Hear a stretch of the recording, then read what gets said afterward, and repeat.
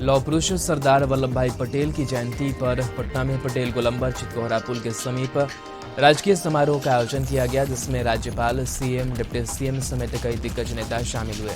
सभी ने पटेल की प्रतिमा पर माल्यार्पण कर उन्हें याद किया। कार्यक्रम में राज्यपाल फागू चौहान, मुख्यमंत्री नीतीश कुमार, उप मुख्यमंत्री तारकिशोर प्रसाद, मंत्री विजय चौधरी, अशोक चौधरी, नितिन नवीन, जीवेश मिश्रा, रामप्रीत पासवान भी मौजूद रहे। इस मौके पर सीएम नीतीश कुमार ने कहा कि सरदार वल्लभ भाई पटेल ने आजादी की लड़ाई और राष्ट्र निर्माण में जो योगदान दिया है, वह देश के लोगों को याद रखने की जरूरत है। सरकार की जिम्मेदारी है कि सरदार वल्लभ भाई पटेल के राष्ट्र निर्माण और देश की एकता के लिए किए गए कार्य की जानकारी लोगों तक पहुंचाए। वहीं मुख्यमंत्री नीतीश कुमार ने उपचुनाव को लेकर कहा कि जीत और हार के फैसले के लिए जनता मालिक है।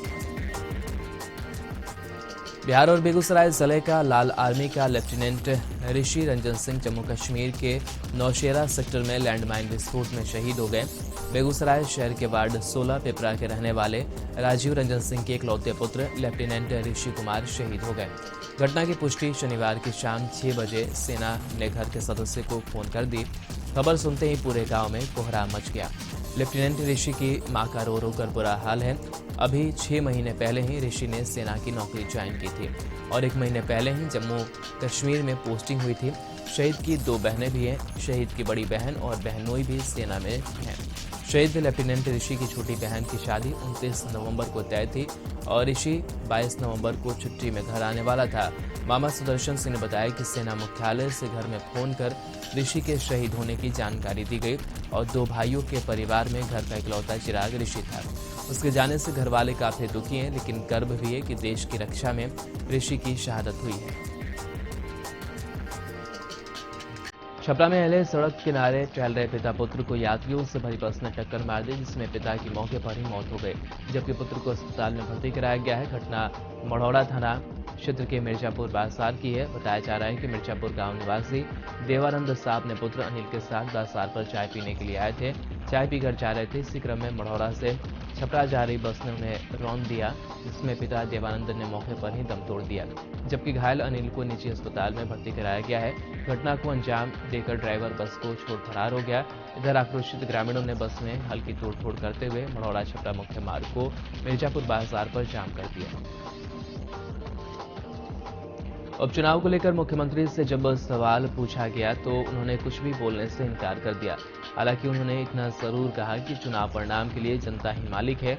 इस दौरान उन्होंने लालू के उस बयान पर प्रतिक्रिया दी है जिसमें लालू ने सत्ता परिवर्तन का दावा किया था। मुख्यमंत्री ने कहा कि कुछ लोग इसी तरह बोलते रहते हैं, तो वहीं दूसरी तेजस्वी ने दोनों सीटों पर जीत का दावा किया। तेजस्वी ने कहा कि लोगों को समर्थन आरजेडी को मिल रहा है।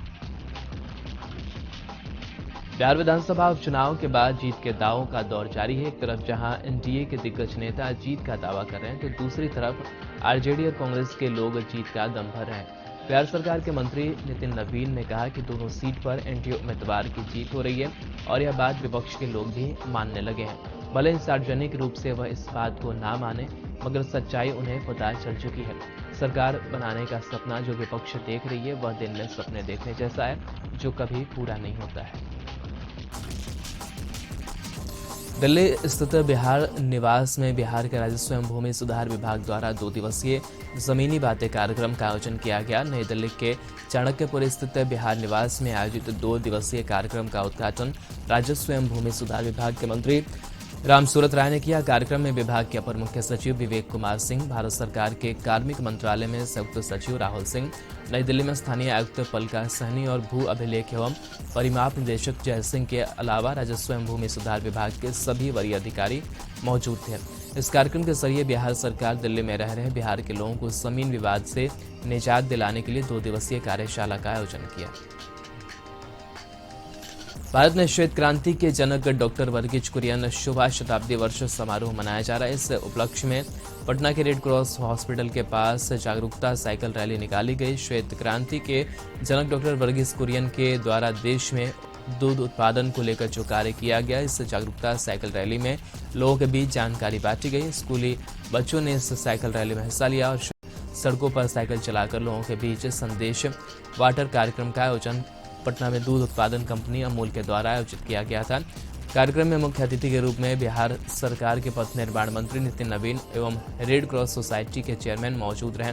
इस मौके पर पथ निर्माण मंत्री नितिन नवीन ने कहा कि नरेंद्र मोदी की सरकार ने श्वेत क्रांति के जनक डॉक्टर वर्गीज कुरियन के सपने को बढ़ाने के लिए लगातार दूध के उत्पादन और उसके उपयोग को लेकर कार्य कर रही है। आने वाले समय में एक कार्य क्षेत्र में करने की जरूरत है ताकि दूध उत्पादकों के आर्थिक विकास में सहयोग मिल सके। देवघर में सारठ थाना क्षेत्र के सारठ चित्रा मुख्य पथ पर महापुर गांव के समीप थाना प्रभारी करुणा सिंह ने अवैध रूप से कीमती लकड़ी ले जा रहे पिकअप वैन को जब्त किया। साथ ही वाहन के चालक कालीचोत गांव निवासी अमन मिया को गिरफ्तार कर कानूनी प्रक्रिया पर जेल भेजा। बता दें कि सारठ थाना क्षेत्र में लकड़ी माफिया सक्रिय हैं और कानून को दत्ता बताकर लकड़ी का अवैध कारोबार करते हैं। बोकारो के बेरमो में सबसे पुराने केवी कॉलेज की स्थिति जर्जर है और विभाग इससे अनदेखी कर रहा है। कॉलेज में घास फूस, खाली बेंच, धूल भागती लैबोरेटरी और इधर उधर बिखरी पड़ी किताब कॉपियों की गठरियां बताने के लिए काफी है कि शिक्षा के इस मंदिर का क्या हाल है। कॉलेज 1965 में बना था। ऐसा नहीं कि यहाँ पढ़ाई नहीं होती है और छात्र पढ़ने नहीं आते हैं, लेकिन समस्या इतनी है कि अगर इससे गिना जाए तो इसकी फहरिस्त लंबी हो जाएगी। बेरमो का केवी कॉलेज कभी बोकारो जिले का इकलौता कॉलेज हुआ करता था। यहीं से कई विधायक, सांसद और मंत्रियों ने पढ़ाई की। गोपालगंज व्यवहार न्यायालय परिसर में बने G5 भवन का उद्घाटन पटना हाईकोर्ट के चीफ जस्टिस संजय करोल ने किया। इस मौके पर पटना हाईकोर्ट के अन्य 11 न्यायमूर्ति भी मौजूद रहे। चीफ जस्टिस संजय करोल ने उद्घाटन सभा को संबोधित करते हुए कहा कि पटना उच्च न्यायालय के 1/3 न्यायमूर्ति यहाँ मौजूद हैं। यह भवन केवल ईंट पत्थर और सीमेंट का दीवार नहीं है, बल्कि यह एक न्याय का मंदिर है। हमारे लिए धर्म की कोई किताब है तो वह है भारतीय संविधान। मोकामा जिले के हाथीदह थाना क्षेत्र के रामचोला शिव मंदिर गंगा घाट पर शाम 7 बजे ग्रामीणों ने एक मगरमच्छ को गांव आते देखा और युवाओं की एक टीम ने उसे कड़ी मशक्कत और मेहनत के बाद पकड़ लिया और लाकर सरकारी स्कूल के एक कमरे में बंद कर हाथीदह थानाध्यक्ष शुएब अख्तर को सूचित किया। थानाध्यक्ष द्वारा त्वरित कार्रवाई करते हुए मगरमच्छ को कब्जे में लिया गया और वन विभाग को सूचित कर सौंप दिया गया। पटना में एक मकान में 2 युवक आग लगाकर पूरे परिवार को जान से मारने की कोशिश की, लेकिन स्थानीय लोगों के सहयोग से पूरे परिवार को जान बचाने में कामयाब हो गए। मकान में आग लगी की घटना के बाद मकान के अंदर रह रहे कुल 17 लोगों में 10 लोग बुरी तरह से घायल हो गए। पूरा मामला पटना के आलमगंज थाना इलाके के नरकट घाट शीश महल का है। औरंगाबाद में 81 साल के बुजुर्ग ने वार्ड सदस्य के लिए नामांकन किया, जिसकी चर्चा इलाके में हो रही है। बेलसारा पंचायत के बेलसरा गांव वार्ड नंबर 6 से 81 वर्षीय बुजुर्ग अनिरुद्ध सिंह ने वार्ड प्रत्याशी के रूप में नामांकन पर्चा दाखिल किया। अनिरुद्ध सिंह ने कहा कि आज जो भी जनप्रतिनिधि बनते हैं जनता के विश्वास के साथ धोखाधड़ी करते हैं। अनिरुद्ध सिंह ने कहा कि मेरे ही गाँव के वार्ड में कोई काम नहीं हुआ, सरकारी योजनाओं का पैसा निकालकर ढकार लिया गया।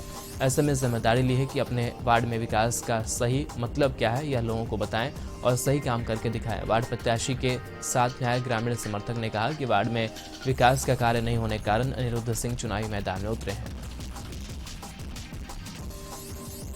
गोड्डा के बोहरा में मुख्यमंत्री हेमंत सोरेन काली मंदिर के जीर्णोद्धार कार्यक्रम में शामिल हुए। कार्यक्रम में मुख्यमंत्री हेमंत सोरेन के साथ ग्रामीण विकास मंत्री आलमगीर आलम शामिल हुए। सबसे पहले मुख्यमंत्री बोहरा पहुंचे और नए बने काली मंदिर में पूजा की। राजधानी रांची में झारखंड छात्र संसद का आयोजन किया गया। इस आयोजन का उद्घाटन सीएम हेमंत सोरेन ने किया। सीएम के अलावा इस छात्र संसद में विधानसभा अध्यक्ष रविंद्रनाथ महतो और संसदीय कार्य मंत्री आलमगीर आलम भी शामिल हुए। बता दें कि इस छात्र संसद के लिए विधानसभा की तरफ से 24 छात्रों का चयन किया गया है। राज्य के सभी जिला के चयनित छात्र इस संसद का प्रतिनिधित्व कर रहे हैं। इन छात्रों को विधायी कार्यों की विशेषज्ञता रखने वाले संस्था पीआरएस के प्रतिनिधियों ने ट्रेनिंग दी। सबको प्रश्नकाल, कार्यस्थगन से लेकर सरकारी और गैर सरकारी विधेयक की जानकारी दी गई। विधानसभा के अधिकारियों ने भी इन छात्रों को विधायी कार्यों का प्रशिक्षण दिया और विधानसभा की तर्ज पर छात्र संसद का आयोजन किया गया। चौथा झारखंड अंतर्राष्ट्रीय फिल्म महोत्सव का उद्घाटन राज्य के खेल मंत्री हफीजुल हसन ने दीप जलाकर किया। इस मौके पर रांची के सांसद संजय सेठ भी मौजूद थे। मंत्री हफीजुल हसन ने उद्घाटन समारोह के बाद कहा कि झारखंड में खनिज का भंडार है, हीरे जमीन से नीचे से निकाले जाते हैं, मगर हमारे यहाँ हीरे जमीन के ऊपर भी हैं, जिन्हें तलाशने की जरूरत है। बता दें कि 3 दिवसीय फिल्म महोत्सव में अलग अलग कार्यक्रम ऑर्डर हाउस में किया गया। पहले दिन फिल्म उपन्यास की स्क्रीनिंग हुई। झारखंड अंतर्राष्ट्रीय फिल्म महोत्सव के दूसरे दिन कई फिल्मों की स्क्रीनिंग की जाएगी। इसमें दुनिया के 13 देशों की 14 फिल्में दिखाई जाएंगी। इसमें भारत, इटली, अमेरिका, स्विट्जरलैंड, चीन, Australia, Iran, Argentina, Sri Lanka, Kosovo, Canada और ब्राजील की फिल्में दिखाई जा रही हैं। इसमें सबसे ज़्यादा भारत के अलग अलग राज्यों से आए शॉर्ट फिल्म और डॉक्यूमेंट्री दिखाई जाएगी। इसके साथ ही आदिवासी रैंप वॉक का भी आयोजन किया गया। बता दें कि 3 दिवसीय इस आयोजन में कुल 24 देशों की 124 फिल्में दिखाई गई।